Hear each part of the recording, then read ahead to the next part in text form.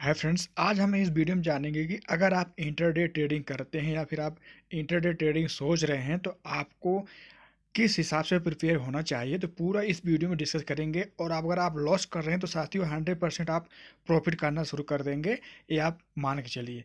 ये आप टॉपिक बहुत ही इंपॉर्टेंट होने वाला है, वीडियो पूरा भी देखिएगा, वीडियो जरा भी स्किप ना करिएगा साथियों। जैसे कि सोच बदलो प्रॉफिट बदलो, ये हमारा जो एक मैंने खुद से इसको बनाया है। जैसे कि आपको एक बताना चाहता हूँ कि क्या माइंडसेट होना चाहिए अगर आप ट्रेडिंग करते हैं। ट्रेडिंग के लिए आपको कितना प्रिपेयर्ड होना चाहिए, क्योंकि ट्रेडिंग आप कर रहे हैं तो किसी का प्रॉफिट होगा तो किसी का नुकसान होगा, और किसी का नुकसान होगा तो आपका प्रॉफिट होगा। तो आपके अंदर कितना स्किल है जिसके ऊपर आप पैसे को अर्न कर सकते हैं। सबसे पहला पॉइंट है, इंटरडे में जो 100 के 99% लोग गलती करते हैं, जो जिनका नुकसान होता है साथियों, ये क्या है कि intraday trading is not a same day buy और sell, not a daily trading. इसका मतलब ये आप समझ लीजिए कि इंटरडे ट्रेडिंग का मतलब है कि किसी भी स्टॉक को आप सेम डे में खरीद के मतलब स्क्वायर ऑफ कर लेते हैं, खरीद के आप बेच देते हैं, या फिर आप पहले दिन में बेचे रहते हैं तो उसको आप खरीद लेते हैं। मतलब कि पहले दिन में आपको आपका प्रॉफिट और लॉस क्लियर हो जाता है। लेकिन इंट्राडे के मतलब ये नहीं है कि आप उसको डेली ट्रेडिंग करिए। आपको जिस दिन लगे कि आज मार्केट आपके फेवर में आ रहा है, जिस दिन आप मार्केट को समझ पा रहे हैं, उसी ही दिन आपको ट्रेडिंग करनी है। साथियों, ये बहुत ही अच्छी आदत है। अगर आप इस आदत को अपने अंदर ढाल लेंगे तो आपका कभी लॉस नहीं होगा। आपने खुद से एनालिसिस किया होगा कि जिस दिन आपको मार्केट में कुछ वीक लग रहा था, उस दिन आप सोचे होंगे कि चलो आज ये ट्रेडिंग आज देख लेते हैं, मार्केट को देख लेते हैं। उस दिन आपको 101% नुकसान हो गया होगा साथियों। इसलिए आप अपने आप को इस तरह से कंट्रोल या डिसिप्लिन में रखिए कि जिस दिन आपका मूड नहीं है, या जिस दिन आपको लगता है कि मार्केट में आज आपको लॉस होगा, या मार्केट को आप समझ नहीं पा रहे हैं कि मार्केट में आज क्या हो सकता है, तो उस दिन आप ट्रेड ना करिए। तो साथियों, उस दिन 101% आप प्रॉफिट तो नहीं पाएंगे, लेकिन आप 100% आप अपनी लॉस को बचा सकते हैं साथियों। इस माइंडसेट से अगर आप ट्रेडिंग करते हैं तो आपको 101% आने वाले समय में धीरे धीरे आपका स्किल डेवलप होता जाएगा और आप अच्छे इनकम जनरेट कर पाएंगे। और साथियों, मैं आपको एक आई बटन में लिंक दे दूंगा, वहाँ पर हमारा एक प्लेलिस्ट बनी हुई है इंटरडे ट्रेडिंग के लिए।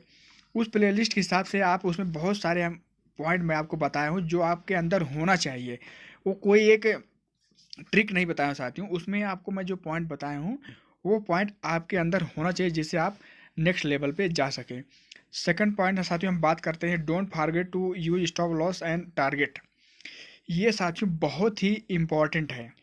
जिस तरह साथियों गाड़ी में आप कोई व्हीकल चला रहे हैं, उसमें जिस तरह आप ब्रेक का यूज करते हैं एक्सीडेंट से बचाने के लिए, या हाई स्पीड में जा रहे हैं तो उसको रोकने के लिए, उसी तरह स्टॉक मार्केट में अगर आप अपने लॉस को बचाना चाहते हैं और स्टॉक मार्केट में बने रहना चाहते हैं तो स्टॉप लॉस इसको आप कभी छोड़ना नहीं है। आप किसी भी कीमत पे किसी भी स्टॉक में स्टॉप लॉस लगाना ना भूलिए, लेकिन स्टॉप लॉस निकालना आपको आना चाहिए कि किस लेवल पे हमको स्टॉप लॉस हो सकता है।